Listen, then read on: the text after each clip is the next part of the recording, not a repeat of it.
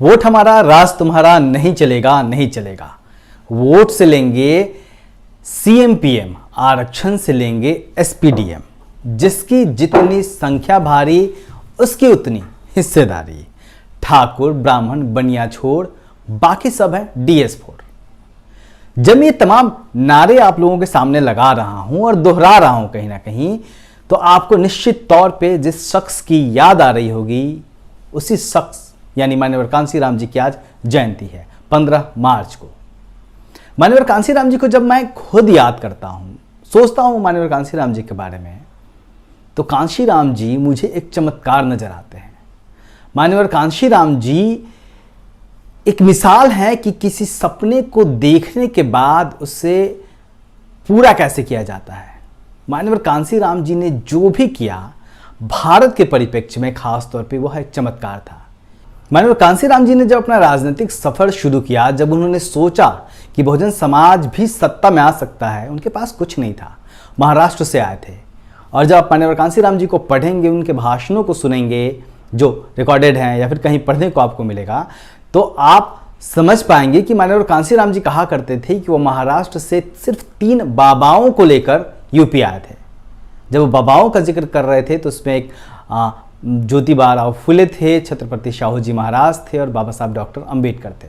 और उनके बूते माननीय कांशीराम जी ने एक सपना देखा और उनके विचारों से, संघर्षों से प्रेरणा लेकर एक सपना देखा और उस सपने को जमीन पे उतार दिया। माननीय कांशीराम जी कई चीजें करना चाहते थे।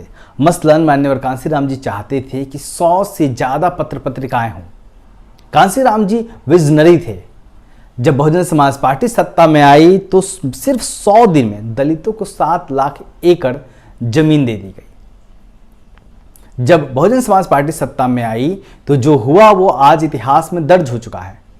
लेकिन क्या माननीय कांशीराम जी सिर्फ इतना चाहते थे कि उत्तर प्रदेश में बहुजन समाज पार्टी की सत्ता आए और चीजें रुक जाए, आंदोलन रुक जाए? शायद नहीं। फिर आखिर क्या वजह है कि माननीय कांशीराम जी ने जो सपना देखा था वो बिसर गया? वो सपना कहीं ना कहीं टूटता नजर आता है। वो सपना कहीं ना कहीं उस मकाम पे खड़ा नजर आता है जहां से आगे कुछ दिखाई नहीं देता। तमाम लोग जब बातें करेंगे इस बारे में तो आप तमाम लोग खामियां गिना सकते हैं बहुजन समाज पार्टी की, बहुजन समाज पार्टी की मुखिया सुश्री मायावती की, उनके काम करने के तरीकों को लेके हम तमाम लोगों से जब मिलते हैं तो तमाम लोग तमाम खामियां गिनाते हैं। निश्चित तौर पे हमें भी कुछ खामियां नजर आती हैं, लेकिन क्या दोष सिर्फ एक तरफा है? क्या बहुजन समाज पार्टी ने या फिर माननीय कांशीराम जी ने, मायावती जी ने कभी ये कहा कि बहुजन समाज पार्टी को वोट मत करिए? माननीय कांशीराम जी ने सपना देखा था। उनका सीधा कहना था कि वोट से लेंगे पीएम सीएम, आरक्षण से लेंगे एसपीडीएम। यानी वो वोट की ताकत समझा रहे थे और बता रहे थे कि वोट से आप सीएम बना सकते हैं, वोट से आप पीएम बना सकते हैं। तो आखिर क्या वजह रही कि जो सपना माननीय कांशीराम जी के रहते लोग समझ पाए थे अब नहीं समझ पा रहे हैं? हर किसी को लगता है कि बहुजन समाज पार्टी को सत्ता में आना चाहिए। हर किसी को लगता है कि बहुजन, खासतौर पे जो बहुजन समाज के लोग हैं, वंचित समाज के लोग हैं, कि उन्हें सत्ता में आना चाहिए, उनकी सरकार बननी चाहिए, उनके समाज के लोगों की सत्ता में हिस्सेदारी होनी चाहिए, पीएम सीएम बनना चाहिए। फिर सवाल यहां यह है कि आखिर किसने रोका है आपको वोट करने से?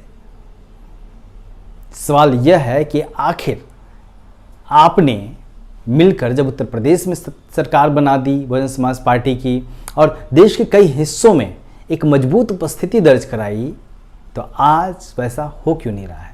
माना जा सकता है कि नेता की रणनीति बदल गई, नेता के काम करने का तरीका बदल गया। जिस उम्मीदवार को आप चाहते थे वो उम्मीदवार नहीं मिला। लेकिन क्या इससे चीजें बदल जाती हैं? ऐसा आखिर क्यों ना हो सका कि अगर नेता ने, पार्टी के अध्यक्ष ने एक उम्मीदवार पर मुहर लगा दी या फिर किसी उम्मीदवार का नाम अनाउंस कर दिया तो उसके पीछे सारा समाज एकजुट हो गया। देखते रहिए दलित दस्तक। जय भीम।